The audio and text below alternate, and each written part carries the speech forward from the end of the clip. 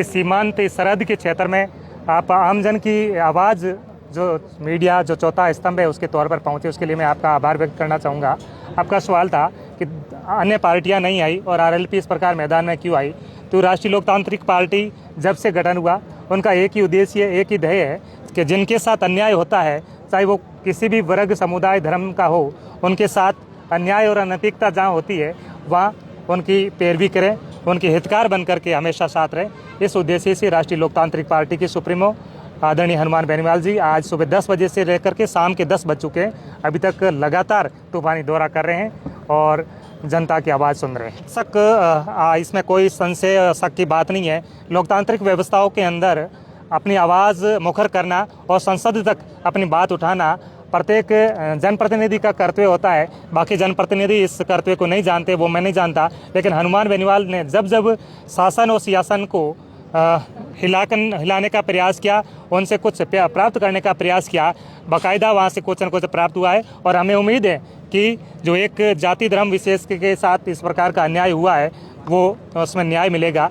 मैं एक पुराने संदर्भ में जाना चाहूँगा कि कुछ लोग मुस्लिम समाज को आतंकवाद के तौर पर पेश करने की कोशिश कर रहे हैं देश की सत्ताएं, तो मैं उनको कहना चाहूँगा कि आप देश की आज़ादी के उस दौर में जाइए। आसफ उल्लाह खान कौन थे जिन्होंने इस वतन की आज़ादी के लिए 1927 के अंदर फांसी पे चढ़ गए थे। डॉक्टर एपीजे अब्दुल कलाम को देखिए, उन्हें मिसाइल मैन के नाम से जाना जाता है। विश्व के अंदर आज भारत का डंका बज रहा है तो कहीं न कहीं missile man doctor APJ Abdul Kalam sahab का नाम है। तो इस प्रकार अनेकों मुस्लिम समुदाय के लोगों ने अपना कुर्बानियाँ दी हैं और इनकी कुर्बानियाँ व्यर्थ नहीं जाएगी, ऐसे हमें उम्मीद। इस बात का जवाब वही दे सकते हैं क्योंकि मैं राष्ट्रीय लोकतांत्रिक पार्टी का सिपाही हूँ और पहले जिला परिषद का चुनाव भी लड़ चुका हूँ। और राष्ट्रीय लोकतांत्रिक पार्टी का एक सिपाही होने के नाते आपको ये कह सकता हूँ कि जब भी जहाँ भी ज़रूरत पड़ेगी तो राष्ट्रीय लोकतांत्रिक पार्टी का हर सिपाही और आदरणीय नेताजी हमारे साथ हमेशा उपस्थित रहेंगे।